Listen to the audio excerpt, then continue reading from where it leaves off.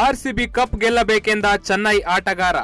ಹೌದು, 18ನೇ ಐಪಿಎಲ್ ಆವೃತ್ತಿಯಲ್ಲಿ ಆರ್ಸಿಬಿ ತಂಡ ಕ್ವಾಲಿಫೈಯರ್ 1ರ ಪಂದ್ಯದಲ್ಲಿ ಪಂಜಾಬ್ ಕಿಂಗ್ಸ್ ತಂಡವನ್ನ ಮಣಿಸುವುದರ ಮೂಲಕ ಅಮೋಘ ಪ್ರದರ್ಶನ ತೋರಿ ಐಪಿಎಲ್ ಇತಿಹಾಸದಲ್ಲೇ 4ನೇ ಬಾರಿ ಫೈನಲ್ಗೇರಿ ತನ್ನ ಚೊಚ್ಚಲ ಐಪಿಎಲ್ ಟ್ರೋಫಿಯನ್ನ ಎತ್ತಿ ಹಿಡಿಯಲು ಇನ್ನೇನು ಒಂದೇ ಒಂದು ಹೆಜ್ಜೆ ಮಾತ್ರ ಬಾಕಿ ಇದೆ. ಈ ಹಿನ್ನೆಲೆ ಆರ್ಸಿಬಿ ತಂಡ ಫೈನಲ್ನಲ್ಲಿ ಸುಲಭವಾಗಿ ಗೆಲುವು ಕಾಣಬೇಕಾದರೆ ಗುಜರಾತ್ ಮತ್ತು ಪಂಜಾಬ್ ಎರಡು ತಂಡಗಳು ಎದುರಾಗಬೇಕಿತ್ತು.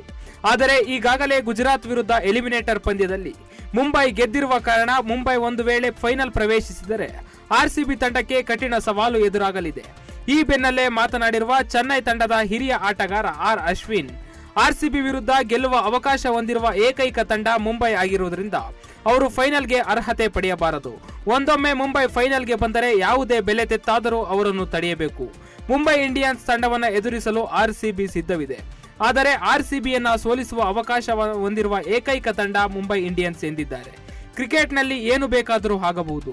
ನಾನು ಆರ್ಸಿಬಿ ತಂಡದ ಆಟಗಾರನಾಗಿದ್ದರೆ ನನ್ನ ಅತ್ಯುತ್ತಮ ಫೈನಲಿಸ್ಟ್ ತಂಡ ಗುಜರಾತ್ ಟೈಟನ್ಸ್ ಆಗುತ್ತಿತ್ತು ಎಂದಿದ್ದಾರೆ.